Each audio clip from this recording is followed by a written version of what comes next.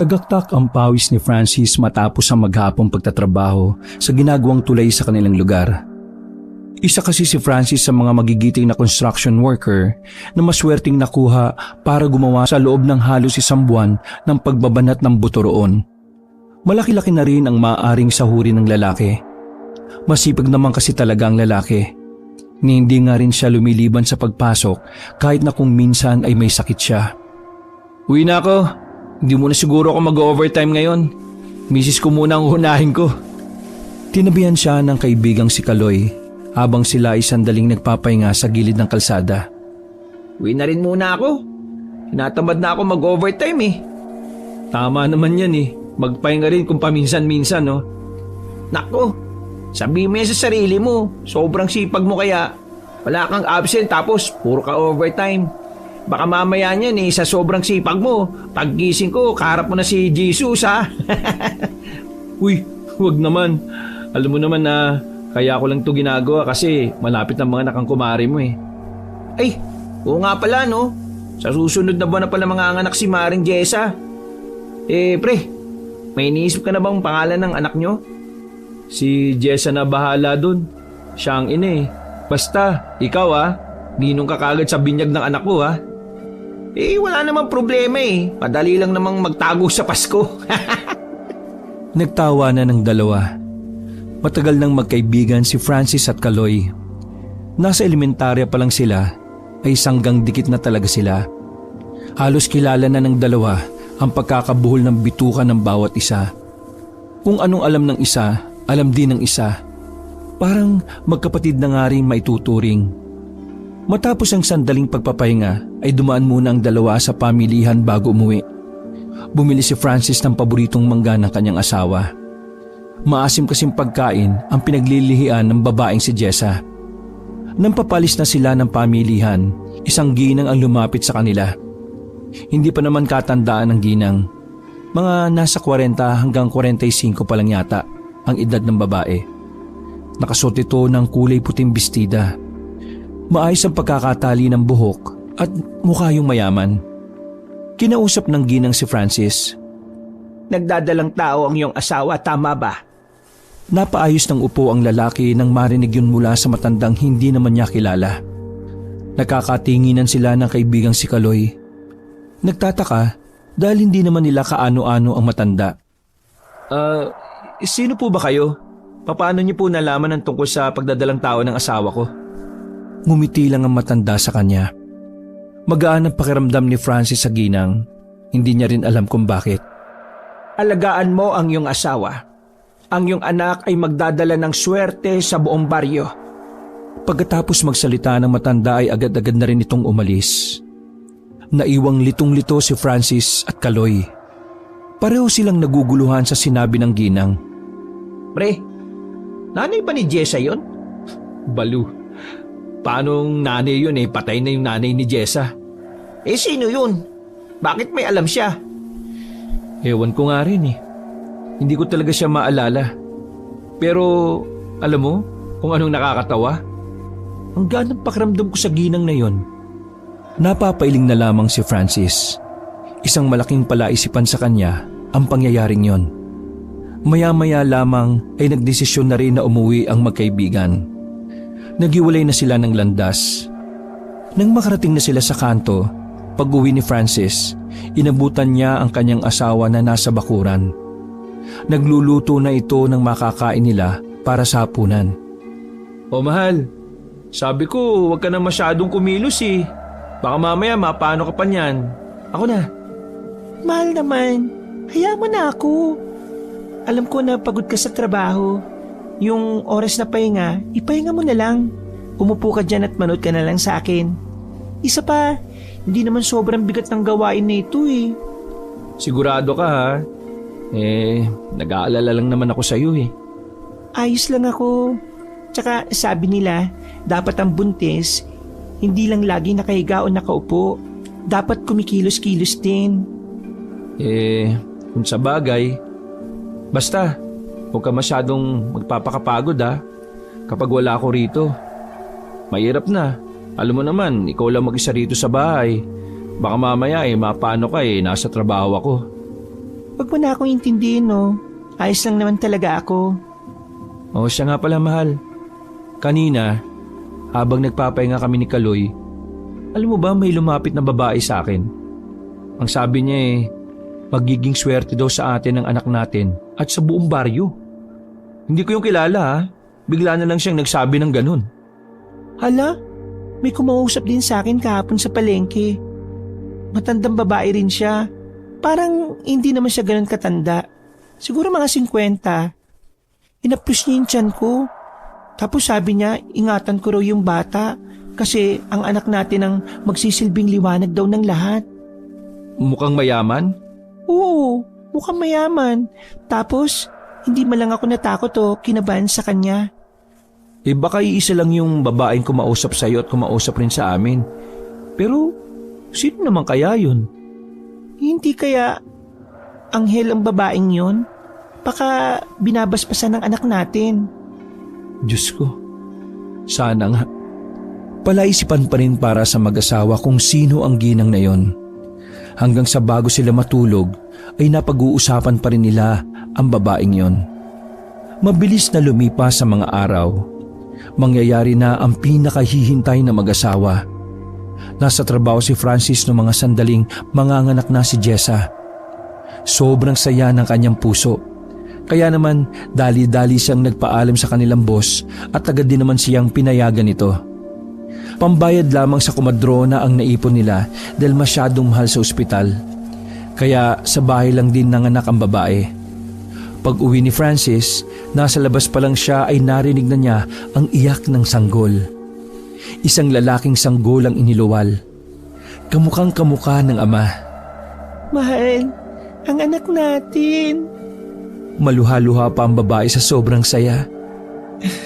Ang gwapo ng anak natin. Parang ako. May niisip na akong pangalan. Kahit ano, mahal. Ikaw may karapatan dahil ikaw naman ang ina.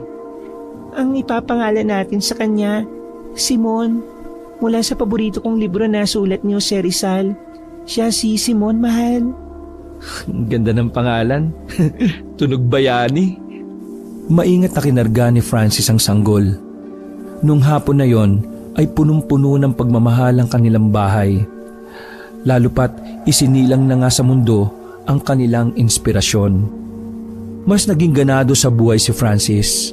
Mas naging positibo ang kanyang pananaw mula nang dumating sa kanila ang batang si Simon. Bukod pa roon, kinagigiliwan din ng lahat ang bata. Paborito ito lalo na ng matatanda. Ilang taon nang nakalipas, 7 taong gulang na ang bata. Hindi gaya ng ibang bata, si Simon ay matalino. Naiintindihan na niya ang sitwasyon ng kanyang pamilya sa murang edad pa lang. Ngunit kahit nakakalamang sa ibang bata ay nanatiling magalang si Simon. Maganda ang pagpapalaki ni Francis at Jessa sa bata. Dahilan para mamulat ito sa payapang kaisipan. O anak, kapag gabi na huwag ka na masyadong lumayo ha. May gumagalang aswang ngayon sa bawat barangay Nangunguha raw ng bata. Baka mamaya makuha ka. Naku, ang gwapo-gwapo mo pa naman. Mahal naman, hindi mo dapat sinasabi yan sa anak natin Bata pa yan, baka mamaya niyan matakot nang lumabas ng bahay yan. Papa, gusto ko pong makita ng aswang. Napangisi si Jessa at natawa na lamang. Ay pa yung natatakot? Hinawakan ni Francis ang ulo ng bata at hinaplos-saplos. Anak, bata ka pa para sa mga ganong bagay, no? Yung mga aswang na yan, hindi yan... Man, mas magandang sinasabi sa batang totoo. Huwag natin siyang itulad sa ibang bata na ginagawang mangmang. Alam ko na alam mo ang tungkol sa pangangaswang sa kabilang barangay. Huwag tayong magsisinungaling sa bata. Matalinong anak natin. Kahit hindi mo sabihin ang totoo, malalaman at malalaman niya yan. Napakamot sa ulo si Francis. Nag-aalala lang naman ako kasi masyado pang bata ang anak natin. Naiintindihan ko naman yun, pero magtiwala ka sa anak mo.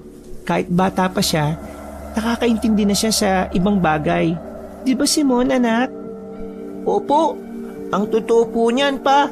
Narinig ko na po yung kwento ng aswang kay Aling Maring. Totoo nga raw po ang aswang. Alam niyo pa, Kahit 7 taon pa lang po ako, lalabanan ko po ang aswang. Sige, papayagan na kitang marinig ang aswang-aswangan na yan. Pero hindi mo pwedeng labanan ha. Bata ka pa. Wala kang laban doon, anak. Tama ang papa mo. Bata ka pa. Hindi pwedeng sa'yo ang pakikipaglaban o pakikipag-away. Ang mabuti pa, doon ka muna sa bakuran natin at ligpitin mo na yung mga laruan mo. May pag-uusapan lang kami ni papa mo. Opo, mama. Dali-daling tumakbo palabas ang bata. Napabuntong hininga na lamang si Jessa habang nakatingin doon. Mahal, ano ba talaga nangyari doon sa kwento-kwentong aswang na yan? Umupo ang babae sa luma nilang upuan at naghawi ng buhok. Sa pagkakasabi sa akin ng asawa ng best friend mo, may isang bata raw ang muntikan ng matangay ng aswang. Sigurado ba silang aswang yun? Wala namang napapabalitang may aswang dito sa atin noon eh. Aswang daw talaga, sabi ng mga nakakita. Naglalakad lang naman daw kasi yung bata galing school. Naka-uniforme pa nga. Tapos, bigla raw hinila papunta sa dilim. Mabuti na lang, yung bata ay marunong. Kinagat daw ng bata sa kamay yung aswang. Pagkabitaw sa kanya, ayun, takbo siya paalis. Sakto naman na naglapitan ng mga tao. Nakita nila yung itsura ng aswang ng ilawan nila. Nakakatakot daw.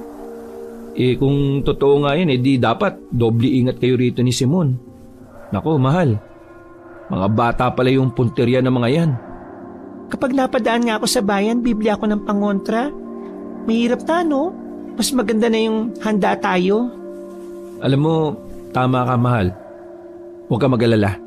Kapag nakasahod na kami dun sa bahay na ginagawa namin mamaya, bibigyan kita ng pambili. Aba, maraming salamat, mahal. Bago gumabi ay pumunta muna si Francis kay Kaloy. Makikibalita ang lalaki kung nakapagbigay na ba ng sahod. Pero pagkakita niya palang sa mukha ni Kaloy, halatang hindi maganda ang balita na sasabihin nito. Oh, huwag ka na magsalita. Alam ko na sasabihin mo. Wala pa rin kasing sahod daw para sa linggong to, pre. Pambira yung boss natin, oh. Ginawa pang dahilan yung insidente ng aswang para hindi tayo pasahurin, eh. Ha?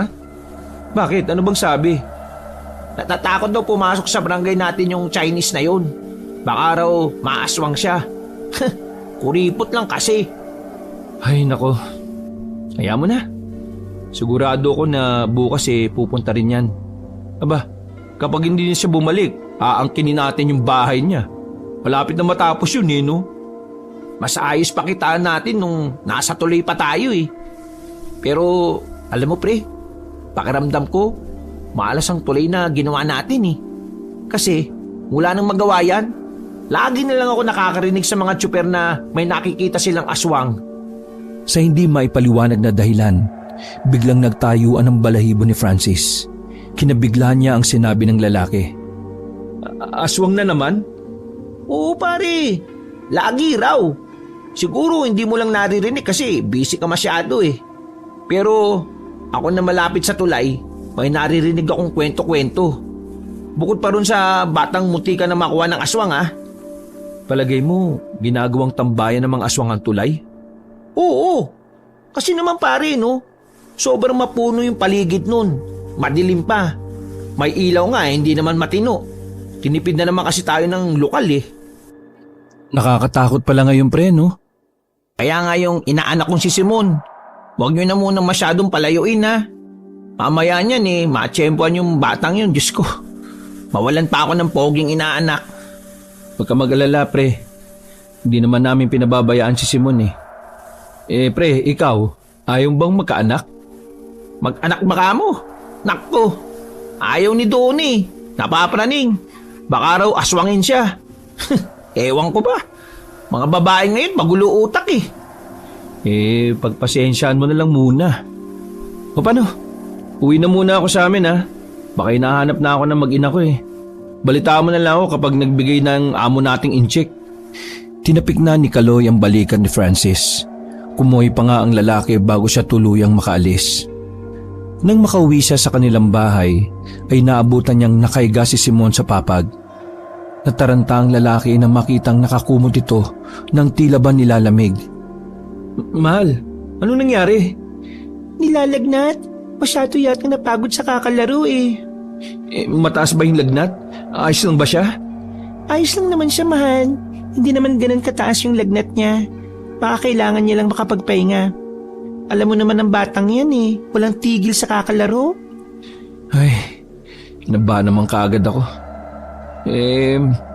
Kumain na ba kayo? Si Simon kumain na. Pero ako, hindi pa. Iniintay kita eh. Naupo si Francis sa gilid at dismayadong bumuntong hininga. Pasensya na, mahal ah. Wala pa kasing sahod eh. Ang kunat ng amo naming incheck. Natakot daw pumunta rito kasi may aswang. Siya nga pala, mahal. Kanina na naman pala, may muntikan na naman. Nababahala ang mukha ni Jessa nang maupo ito sa harapan ng lalaki. Muntikan na, alin? Muntikang may mawalang bata. May bata na namang nakatakas kanina sa aswang. Buti, kasama ng bata yung nanay niya. Anong oras nangyari yun? Kanina lang, pagsapit ng gabi. Mga 6:00 siguro. Doon daw sa tulay. Yung ginawa niyang tulay. Nakaka-alarma na yung aswang na yan ah. Wala bang ginagawang hakbang ang kapitan natin? Hindi na yan maganda para sa kabataan eh. Ano pang maasahan mo sa kapitan? Dead man lang ang taong yun. Aba, nasigawan pa nga raw yung mga nagsumbong eh. Napatingin ng lalaking si Francis sa kanilang anak na natutulog. Nababahala siya para kay Simon. Mabuti na lang pala wala kaming trabaho. Kahit na papano mababantayan ko kayo. O sige na, kain ka na muna. Magsasandok lang ako. Sige, maraming salamat, mahal. Hindi na nawawala sa isipan ni Francis ang nangyayari sa kanilang lugar. Dati siyang hindi naniniwala sa aswang. Pero mula nang maraming tao na rin ang nagrereklamo, maging siya kinikilabutan na rin. Pagkatapos kumain ay naghanda na rin sila sa pagtulog. Inilagay na ni Francis ang kanilang anak sa sarili nitong papag. Habang silang mag-asawa naman ay nasa ibaba. Sa tabi ng papag ay may bintana na napakadali lang buksan kahit nasa labas.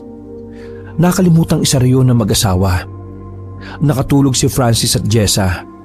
Pero mga bandang 2:00 ng madaling araw ay nagising ang babae. Nakakaramdam kasi siya na parang may malamig na hangin pumapasok.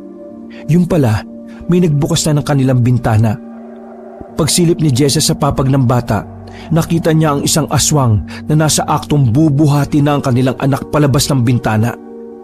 Bitiwan mo ang anak ko! Nagising si Francis sa lakas ng sigaw na iyon ni Jessa. Napabangon din ang lalaki at bumungad sa kanila ang aswang. Kalahating katawanan nito ang nakapasok sa bintana. Subukan niyong lumapit. Lalapain ko ang anak ninyo. Binuot na ng aswang ang bata. Pero masarap pa rin ang tulog ni Simon. Dumampot na ng pamalo si Francis nung mga sandaling yon. Nang lalapitan na siya ay biglang nataranta ang aswang. Nabitiwan nito ang bata at nanlaki ang mga matang nakatingin kay Simon. Hindi maaari. Ang batang ito ay... Unti-unting lumabas ng bintana ang aswang na parabang takot na takot. Nagmamadaling umalis ang aswang na iyon at gumapang pa sa madilim na halamanan. Walang sinayang na pagkakataon ng lalaking si Francis. Kinuha niya agad si Simon sa papag.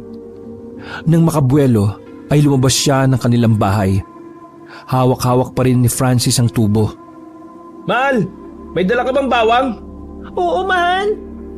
Pupunta tayo ng barangay. Ipapaalam natin itong nangyari. Bit-bit ang nilalagnat na si Simon ay tumakbo ang mag-asawa patungo sa barangay. Wala nang katao-tao sa daan pero hindi sila nagpakita ng takot. Tao po! Tao po! Paulit-ulit na sinigaw ni Francis yon hanggang sa may lumabas ng isang tanod na tila kagigising pa lang. Ano ba? Ang ingay mo! Ano ba ang problema mo, ha? Natutulog kami. Nasaan si Kapitan? Kailangan ko siya makausap. Tumingin ng tanod sa bitbit ni Jessa na batang si Simon.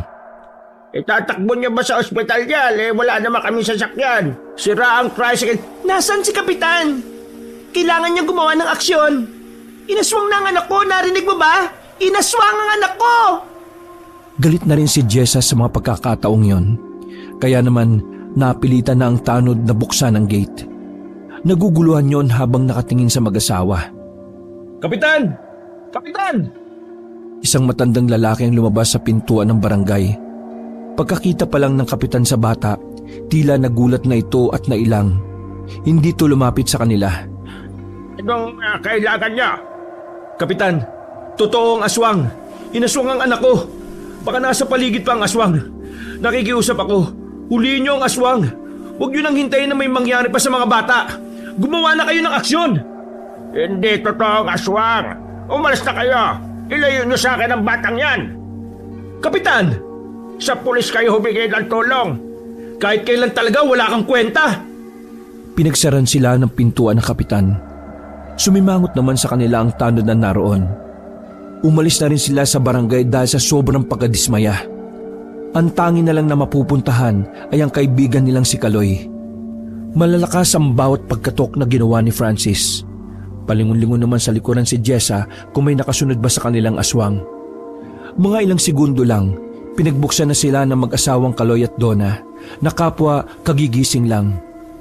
Pero namulagat ang mata nila nang makitang bitbit ni Jessa ang bata. O pre, anong nangyari? Pasok, pasok! Inaswang si Simon kanina pre. Munti ka na siyang kunin. Buti na lang, umalis kaagad yung aswang. Gagi ka! Nasaan na yung aswang? Saan pumunta? Ewan ko, bigla na lang tumakbo eh. O pre, kalma ka muna. Baka ma-high blood ka na naman eh. Ligtas kayo rito.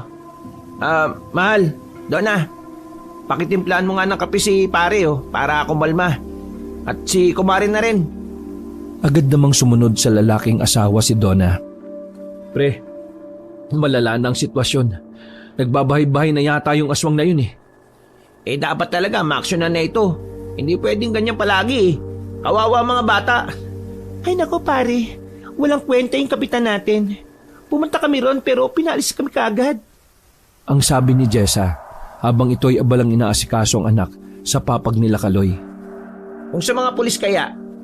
Mas lalong walang pakialam mga yun. Hindi naman sila naniniwala sa aswang eh. Kung wala naman tayong maasahan, mga residente na lang ang magkaisa. Pwede rin yung sinasabi mo, Mare, pero... Naudlot ang sasabihin ni Kaloy nang biglang magkamalay ang batang si Simon. Mainit pa rin ang katawan nito kahit napunasan na ng maligamgam na tubig. Anak, okay na bang pakiramdam mo? Seryosong nagangat ng tingin ng bata sa kanila para itong matanda ko makatitig.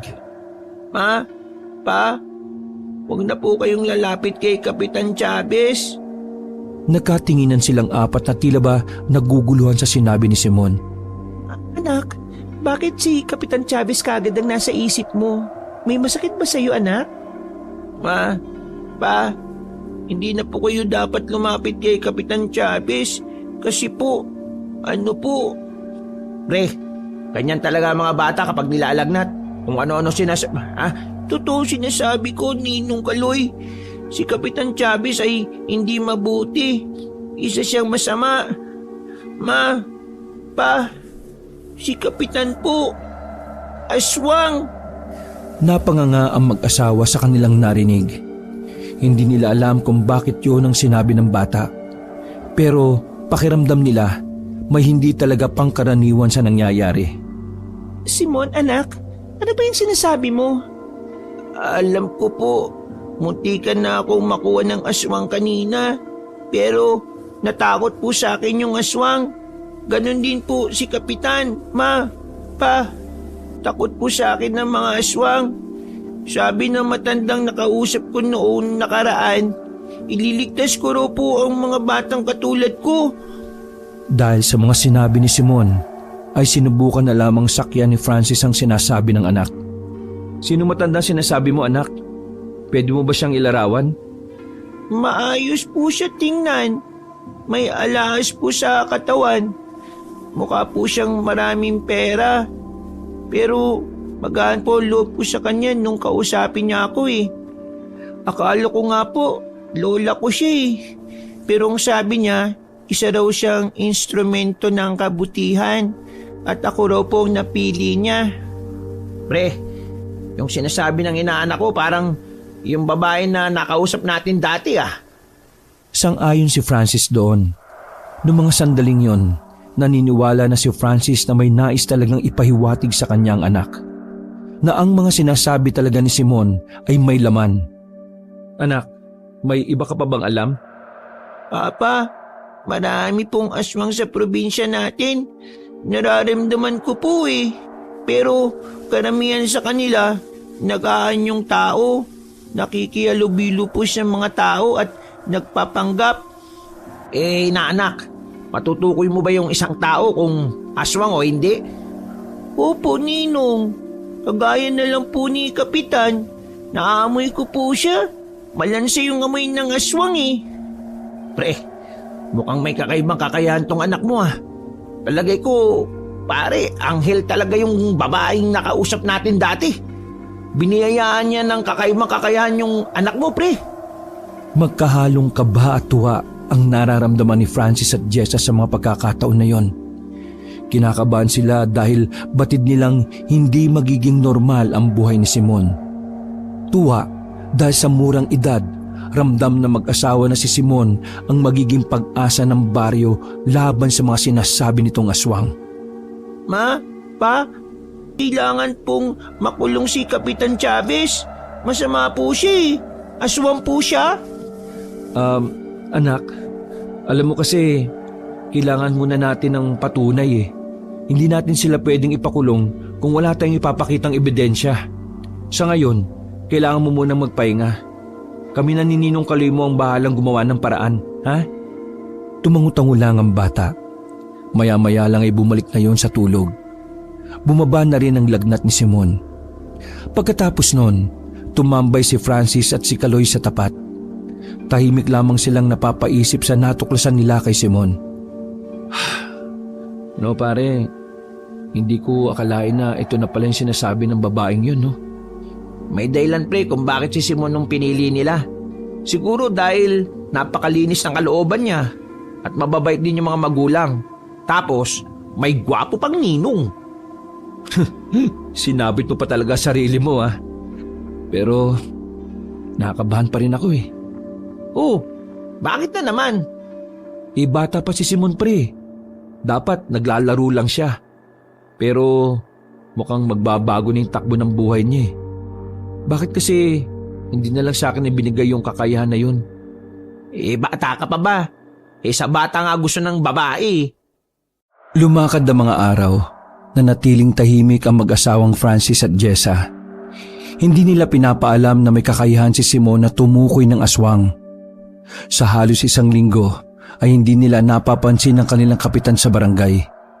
May nakapagsabi sa kanila na ang kapitan daw na si Chavez ay nagbakasyon. Maraming nainis sa kapitan. Nagawa pa kasi nitong mag-relax sa ibang lugar kahit napalala na ng palala ang sitwasyon. Isang bata na kasi ang nadukot ng aswang at hanggang sa puntong yon ay hindi pa rin natatagpuan. Paniniwala ng iba, kinain na ng aswang ang batang nawawala. Pre, ano kaya kung sabihin na natin sa mga tao na may kakayahan si Simon na makakilala ng aswang? Para naman tayo na lang ang gumawa ng hakbang, pre. Wala tayong asahan sa barangay eh. Wala yung kapitan natin. Pre naman, hindi mo ba naiisip? Kapag maraming nakakaalam ng kakayahan ng anak ko, mas magiging magulo. Lalo na yung buhay niya. Parang pupunta sa bahay para lang magtanong. O kaya naman, baka lalo siyang pag-initan ng mga aswang. Hindi mo ba naiintindihan, pre? Sabi nga ng anak mo, iniiwasan siya ng aswang. Takot sa kanya. Kita mo nga nung dali niyo si Simon sa barangay noon, natakot si kapitan. Ayun, umalis. Ngayon, wala pa rin. Pati na rin yung aswang na dapat tatangay kay Simon. O di ba tumakbo? Pre, hindi mo pa rin ako maintindihan eh. Ama ako. Hindi ko itataya ang buhay ng anak ko para sa iba. Mas maigi pang umisip ng ibang paraan para matigil niya yung mga aswang na yan. Ikaw ang bahala. Ako lang naman nagbibigay ng suwestyon.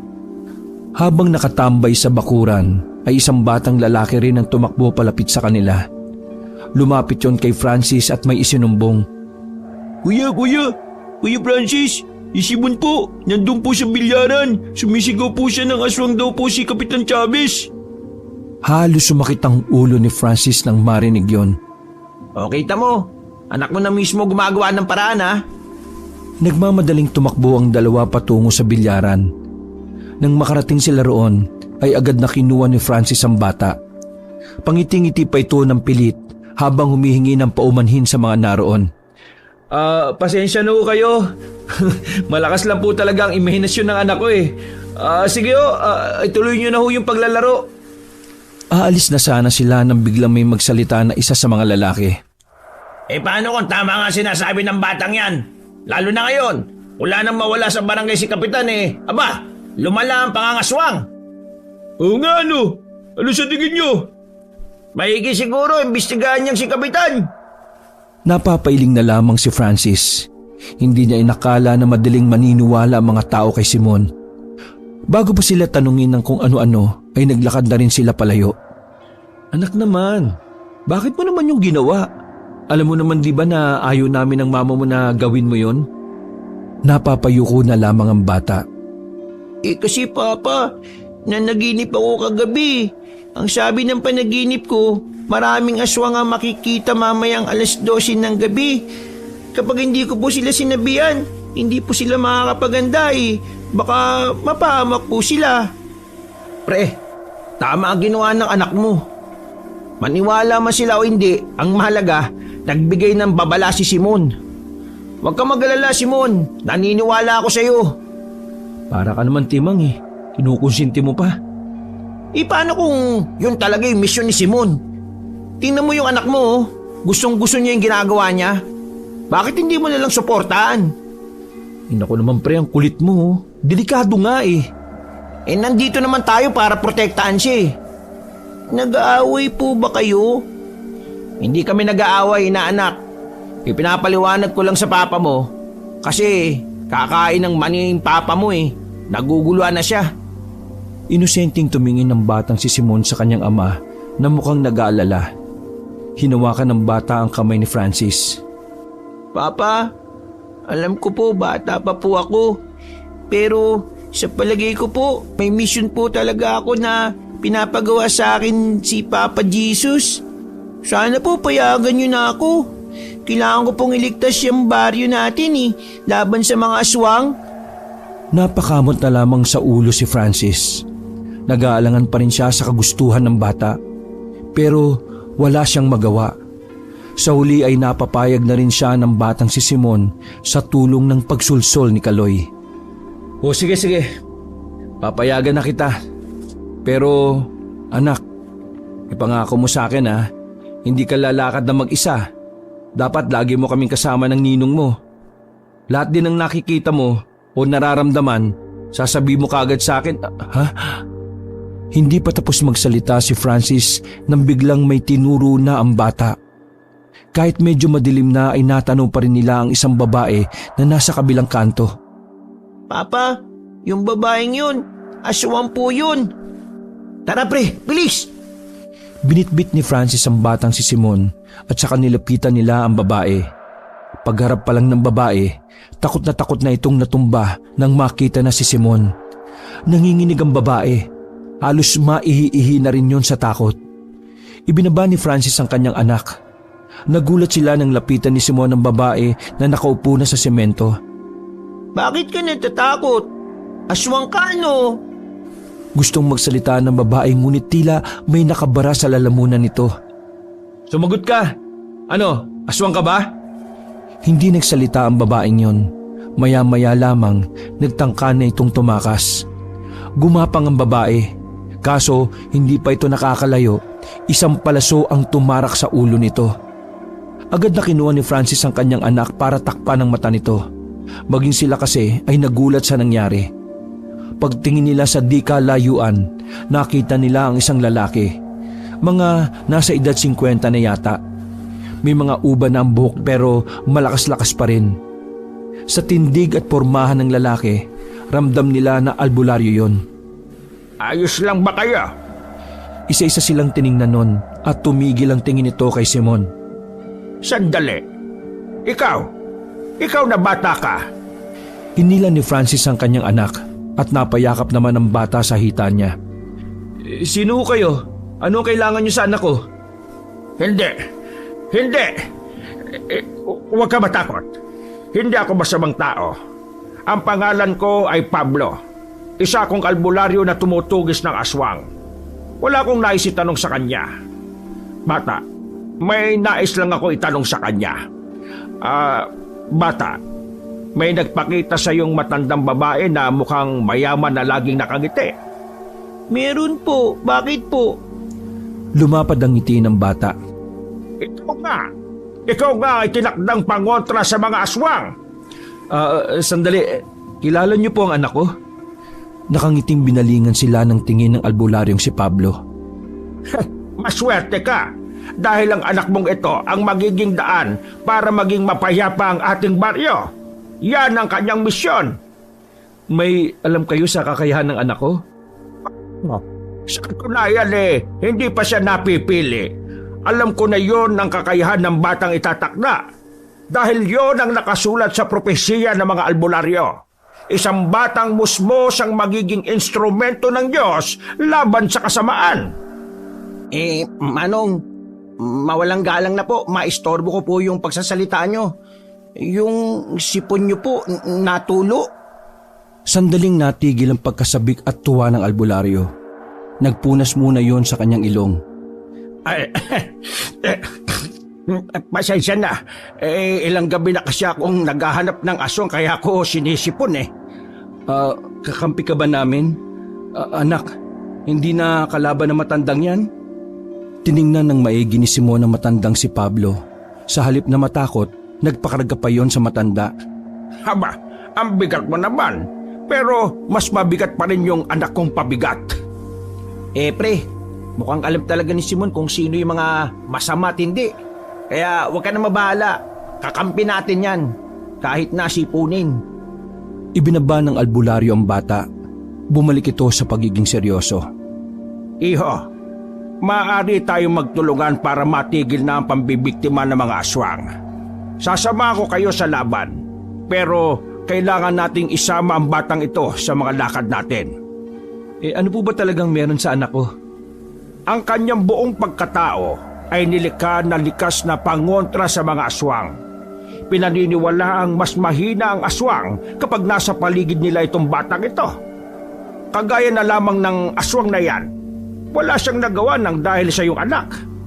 Sabi po sa inyo, Papa may powers po ako Lalabanan ko yung mga aswang. Huminga ng malalim si Francis. Mukhang wala na talaga siyang magagawa para pigilan ang kapalaran ng kanyang anak. May pag-asa pa bang maging normal ang buhay niya sa kasalukuyan? Ngumiti ang albularyo at hinaplos ang ulo ng bata. Kapag natapos niya ang misyon, siya ay mamumuhay na normal na kagaya ng pangkaraniwang bata. Tara! Tulungan niyo akong dalhin ito sa barangay nang sa ganun ay maipakita na natin to sa mga tao. Oras na ng gabi na magtipon-tipon ng mga tao sa tapat ng barangay.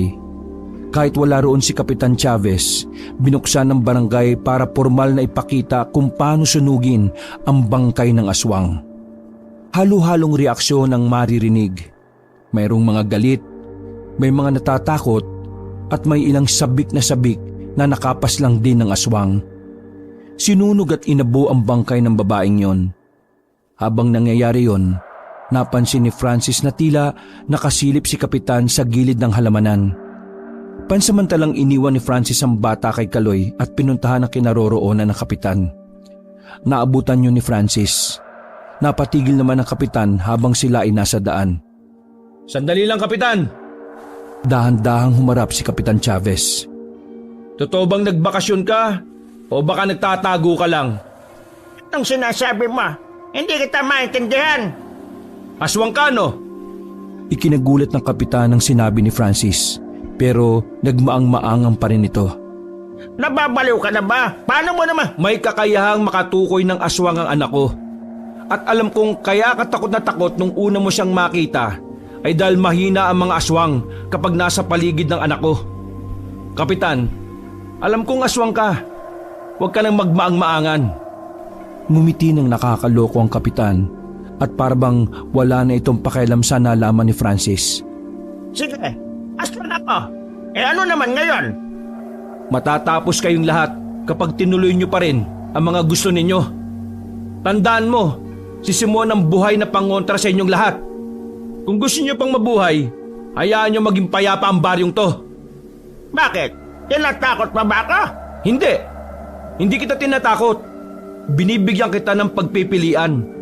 Dahil umaasa ako na kayo mga aswang, marunong ding umunawa. Pag-isipan mo sinasabi ko, Kapitan. Galit na ang taong bayan sa inyo. Magsisisi kayo kapag hindi kayo tumigil. Huwag kang masyadong bilib sa anak mo. Bata lang siya. Wala siyang sariling isip. Anumang oras, kaya ko siyang burahin sa mundong ito. Hoy, kung kaya mo makalapit sa kanya, baka pwede pa ako mabahala. Pero alam natin pareho na hindi mo kaya. Kaya sabihin mo sa mga kasama mong aswang, isa-isa silang mamamatay kung hindi sila titigil. Galit na galit ang mukha ni Kapitan Chavez sa mga sandaling yon. Alam ni Kapitan na ang mga sinasabi ni Francis ay puro katotohanan. Na isang malaking problema nga talaga sa kanila ang batang si Simon. Naglakad palayo ang Kapitan. Nakahinga rin ng maluwag si Francis nang mawala na sa paningin niya yon. Hindi niya inakala na kakayanin niyang makipag-usap sa isang aswang nang walang kasama. Nang bumalik na sa barangay, malapit ang maging abo ang bangkay ng babaeng aswang. Pagkatapos noon, umuwi na rin ang mga residente para maganda sa sinasabi ni Simon na pagdating ng mga aswang. Lumipas ang gabing yon nang walang nangyayaring paglusob ng mga aswang. Tila nakinig si Kapitan Chavez sa paalala ni Francis. Mula nang may mapatay na aswang sa kanilang baryo, tuluyan ang nalaman ng lahat ang tungkol sa kakayahan ng batang si Simon. Dahil dito, mas naging maingat si Francis at Jessa para sa kanilang anak. Francis, mahal, tama ba na isama niyo pa si Simon sa lakad ninyo? Masyado pang bata ang anak natin para makakita ng kaguluhan. Hinaplos ni Francis ang pisngi na nag-aalala niyang asawa. Mahal, ito ang misyon sa kanya ng Diyos, ang protektahan ng mga tao. Huwag kang mag-alala. Marami ang poprotekta sa anak natin. Tayo, ako, kami ni Kaloy at Ma'am Pablo. Nag-aalala lang kasi ako. Baka mapano kayo sa pupuntahan ninyo. Kailangan namin itong gawin. Hindi sila natuloy sa paglusob nila, kaya nasisiguro namin na meron silang binabalak. Kagaya na lang ng sinabi ng anak natin, may bago siyang pangitain. Mas delikado kung wala kaming gagawin. Basta ha, umuwi kayo ng ligtas. Hinalikan ni Francis ang kanyang asawa sa labi at saka nagpaalam. Hinalikan naman ni Jessa sa noo ang batang si Simon. Anak, mag-iingat ka ha. Gagalingan ko po, Mama. Naglakad na sila paalis nung hapon na yon. 4 silang magkakasama. Wala silang isinamang iba dahil mababawasan ang magbabantay sa kanilang baryo. Isang lugar ang kanilang pupuntahan base kay Ma'am Pablo. Ang lugar daw na yon ay hinihinalang pinapasyalan ng ilang aswang, lalo na kung gabi. Balot na balot ng makapal na damit ang batang si Simon, habang si Francis at si Kaloy ay nakasando lang. May mga nakasukbit na itak at pana sa kanilang likuran. Ang albularyo namang si Ma'am Pablo ay binitbit na ang lahat ng kanyang kagamitan laban sa mga aswang. Ma'am Pablo, malayo pa ba tayo? Maggagabi na. Hindi ba delikado sa daan? Lalo pat kasama natin tong anak ko. Francis, dapat nga hindi ka matakot dahil kasama natin ang anak mo. Walang aswang na lalapit sa atin hanggang nandito siya. Kaya konting tiis na lang. Malapit-lapit na rin tayo. Huminto sila sa paglalakad nang may maramdamang presensya si Simon. Sandali itong lumingon-lingon sa paligid na tila ba may hinahanap. Bakit anak? May nararamdaman ka ba? Papa, dito. Kailangan natin pumasok dyan. May nararamdaman akong aswang dyan eh. Nagkatinginan si Francis, Kaloy at Mang Pablo. Tanging pagtango lang ang naging tugon nila sa isa't isa. Masukal ang kanilang dinaanan. Ayaw na ayaw ni Francis na dumaan sa gubat kapag gabi pero wala siyang magagawa. Doon ang direksyon ay tinuro ng kanyang anak. Ang Pablo, lumalayo na ba tayo sa pupuntahan talaga natin? Sundin na lang natin ang bata. Pagkatapos lang ng ilang minutong paglalakad at paghawak sa mga buhay na halaman na nakaharang, may natanaw na rin silang liwanag. May baryo silang natanaw. Huminto sila saglit. Anak, baryo ba ng mga aswang yan? Hindi po, pero nararamdaman ko po na mayroong mga aswang po dyan. Nagpapanggap lang po silang tao. Kailangan na po nating mag-ingat. Ihanda niyo ang sarili niyo. Hindi kayo sanay sa ganito pero kailangan niyong tibayan ang loob niyo. Tumango lang ang dalawa sa sinabi ng albularyo. Nauna na si Mang Pablo sa paglalakad dahil may mga normal na tao rin naman sa kanilang pupuntahan. Hindi na muna sila bumunot ng kanilang mga itak. Magpapanggap na muna sila bilang mga magsasaka. Nang nasa bungad na sila ng baryo, ay ramdam agad nila ang tila nagkakasiyahang mga tao. May okasyon kasi roon sa gabing yon. Normal lang sila na kumilos. Pasimple nilang hinahanap ang aswang na sinasabi ni Simon.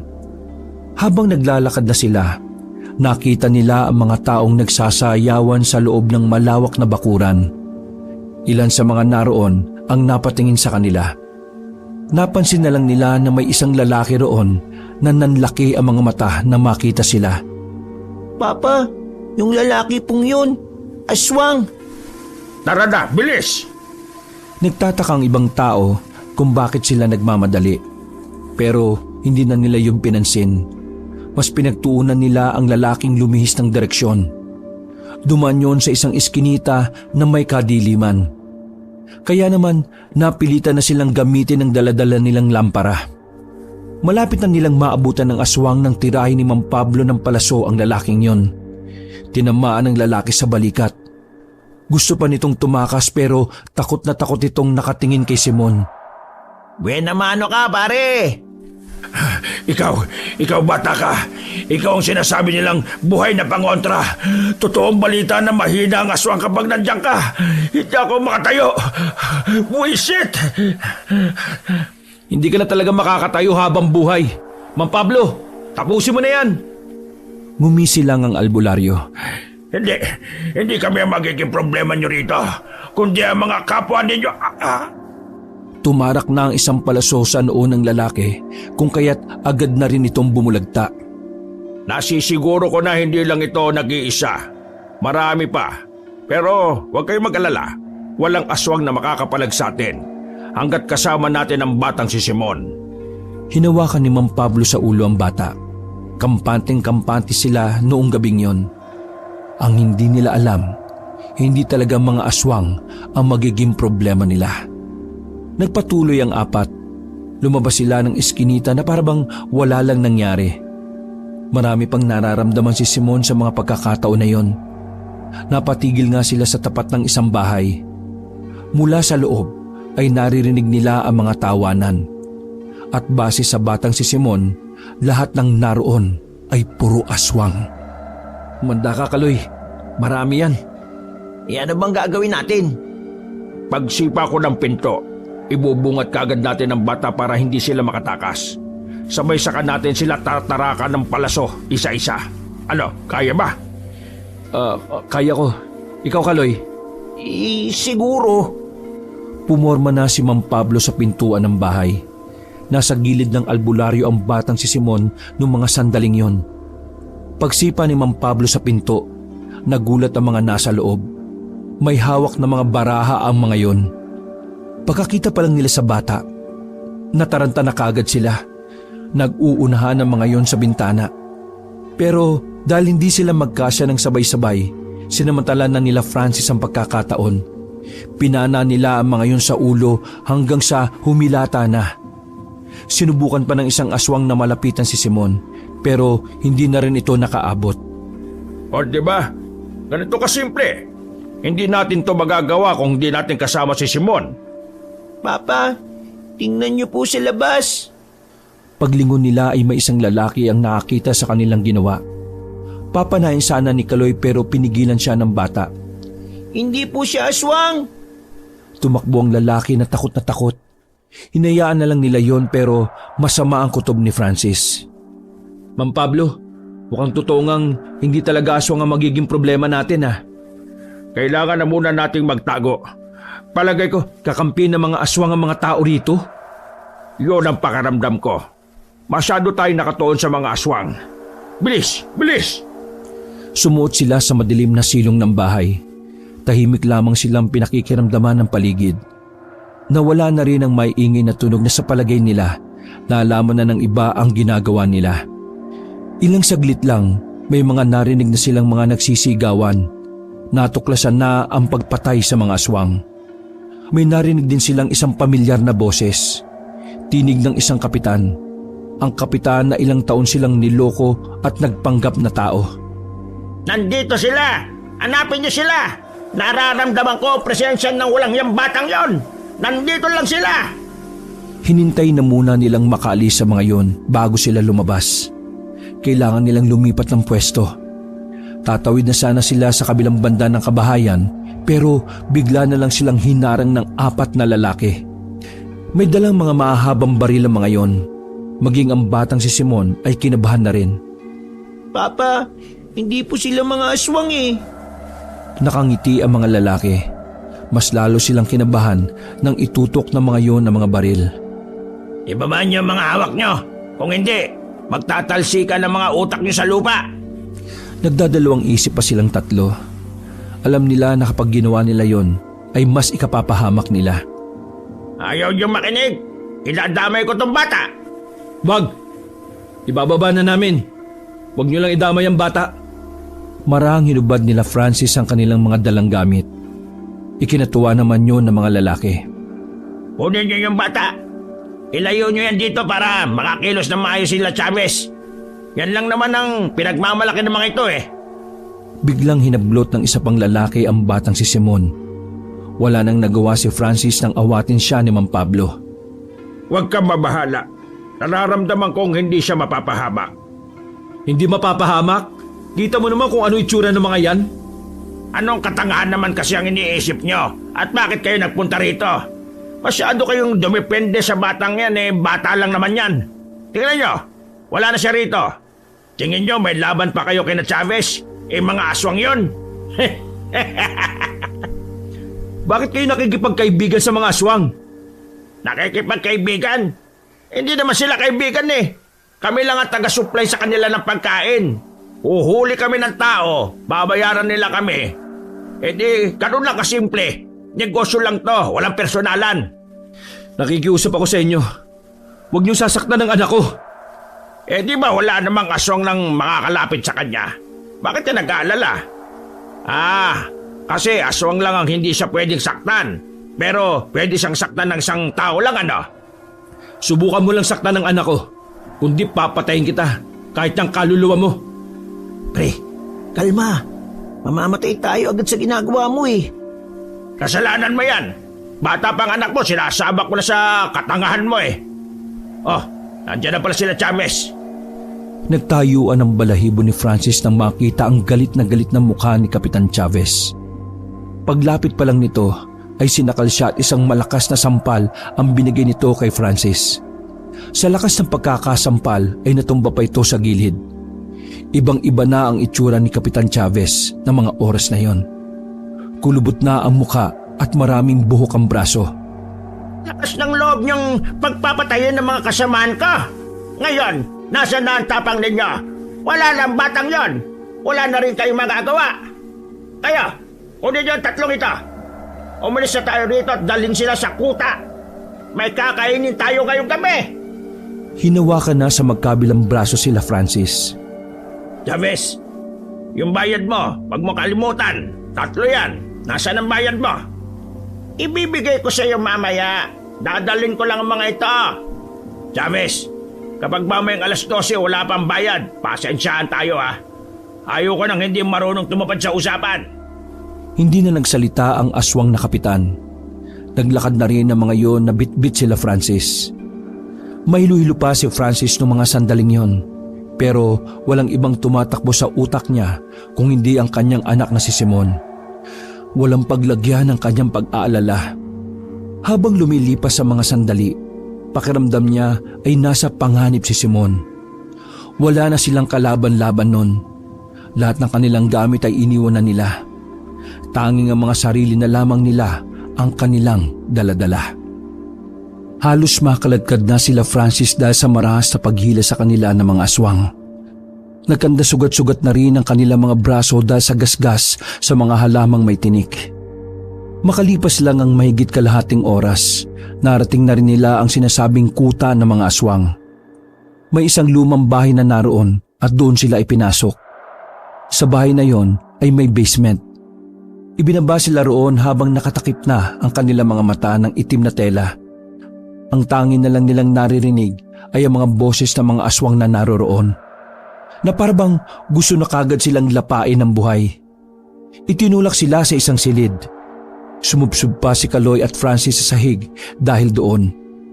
Tinanggal ang kanilang takip sa mga mata at saka sila iginapos. Pakawalan niyo kami rito! Hoy! Malakas na isinarado ang pinto. Dinig pa nila ang kalansing ng kadena at kandado sa labas. Pre, ano nang gagawin natin? Hihintayin na lang ba natin kung anong magiging putay tayo? Ayaw ko maging sisig, pre. Maging bopis ka na lang kaya. Kailangan na natin makaisip ng paraan. Kung hindi tayo makakalis dito, katapusan na talaga natin. Pero paano? Wala tayong gamit. Wala rin tayong malalabasan sa kwartong to. Tapos, nakagapos pa tayo. Pre, kalmaan mo lang. Hindi ka makakapag-isip kung natataranta ka eh. Paano hindi ako magiging ganito?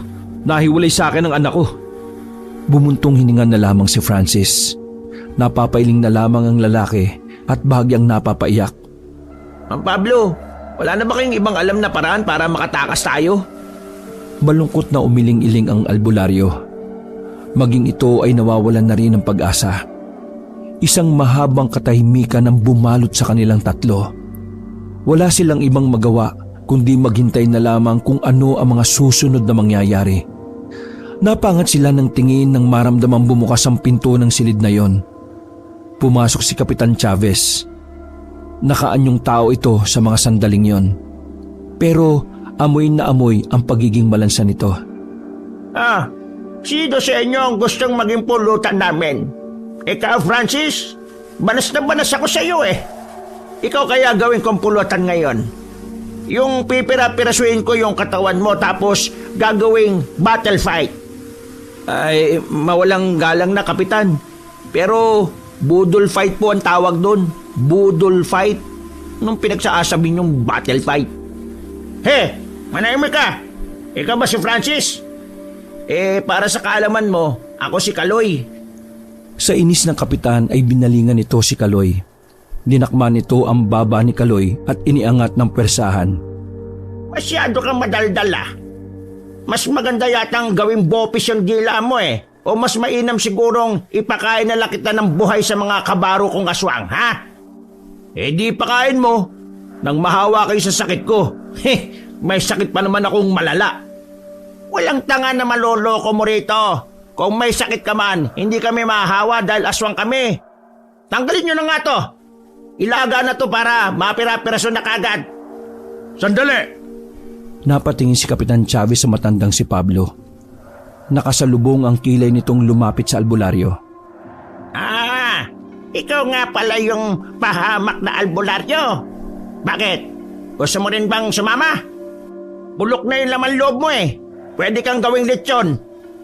Itigil mo na ito, Chavez. Ha? May panahon pa para magbalik loob kayo sa Diyos. Hindi pa huli ang lahat. Aliw ka ba? Diyos ang pinagsasabi mo. Wala kaming Diyos. Isang malakas na sampal ang natamo na matandang albularyo. Nakaramdam naman ng awa si Francis pero sa kasamaang palad, wala rin naman siyang magawa. Huwag mo na silang saktan. Ako na lang. Tutal, ako naman ang ama ng batang dahilan kung bakit kayo nabulilyaso eh. Tama ka. May punto ka, Francis.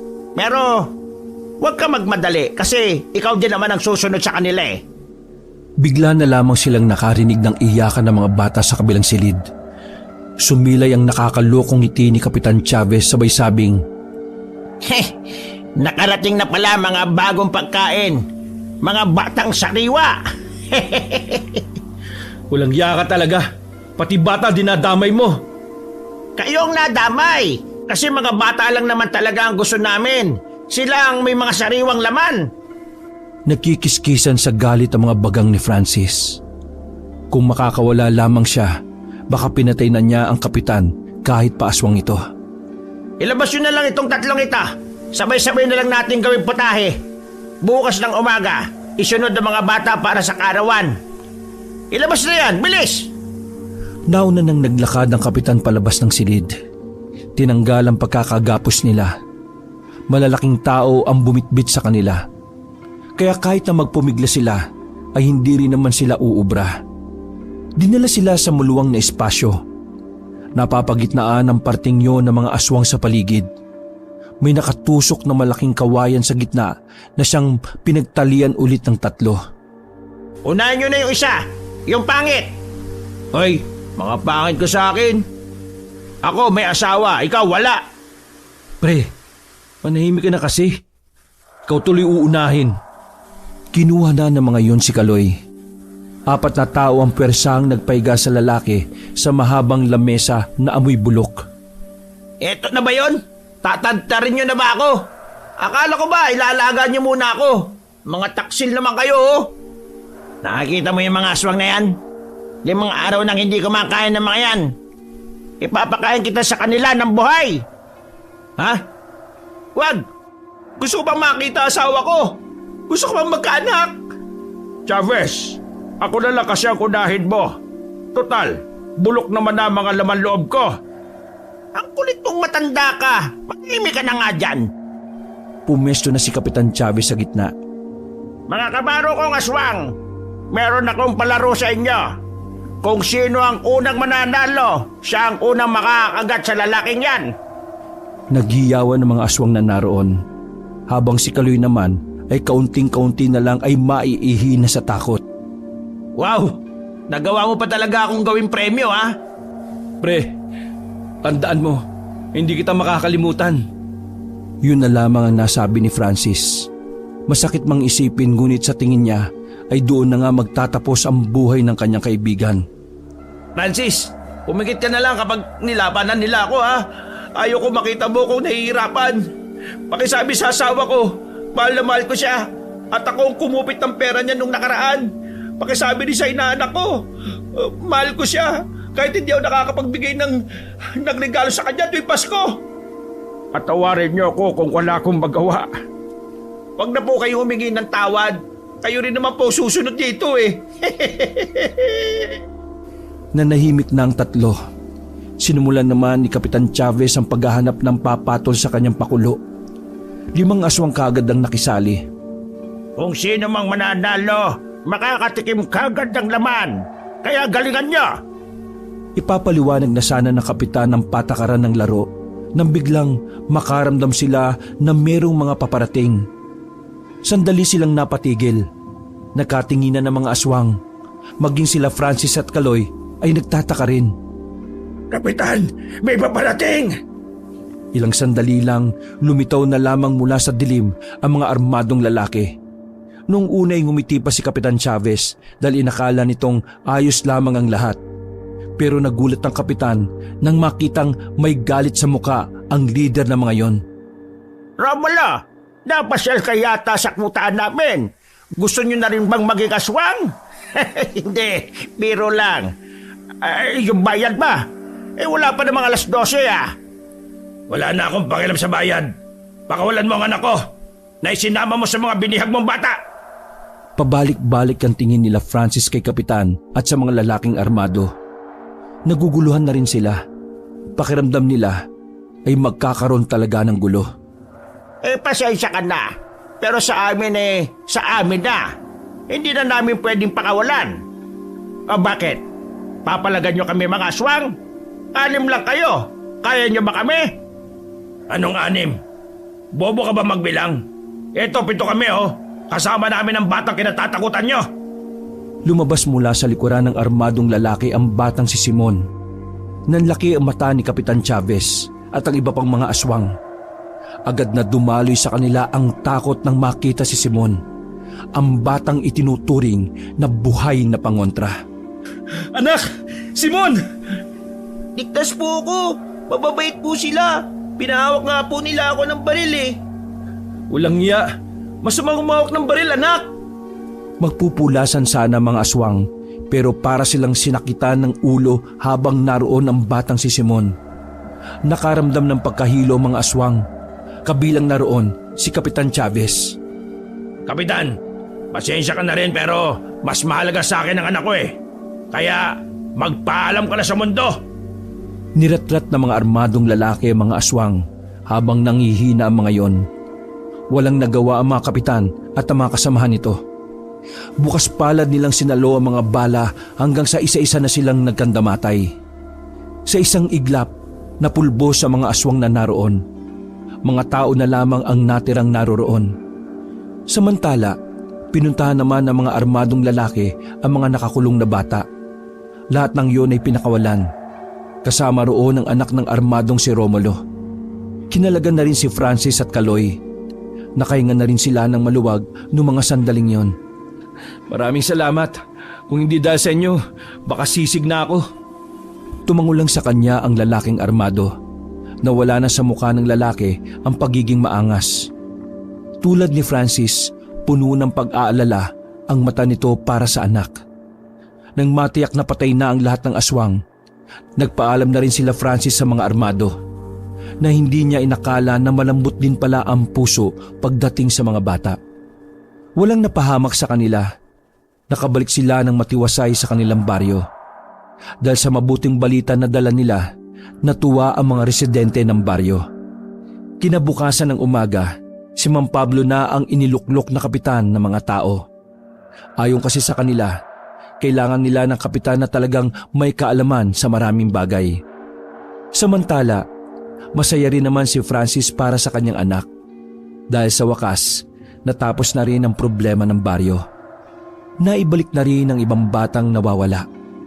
Nasa bakuran lang sila nung umagang yon habang salo-salong kumakain. Nang biglang makita nila ang matandang mukhang mayaman sa labas. Pre, yung ali Nakangiti ang ginang sa kanila. Masayang masaya ito. Naunang tumayo si Francis at Simon. Nilapitan nila ang matanda at kinausap. Kayo ba ang dahilan kung ano ngayon ang anak ko? Oo, ako nga. Lola, natapos ko na po yung misyon. Wala na po ba akong misyon na bago? Natawa ang matanda at tinaplos sa ulo si Simon.